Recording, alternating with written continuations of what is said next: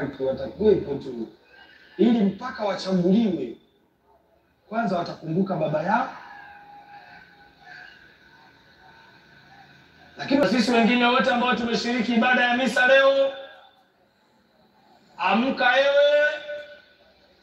amka ewe usinziae, saa ya uokovu ni sasa.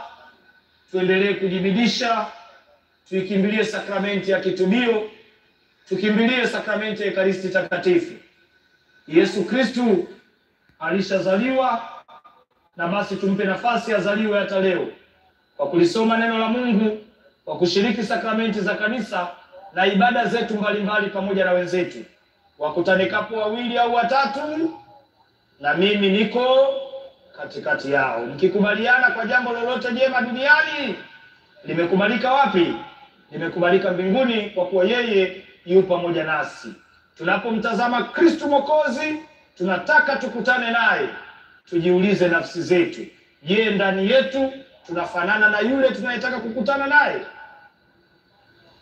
Tafakari, chukua hatua.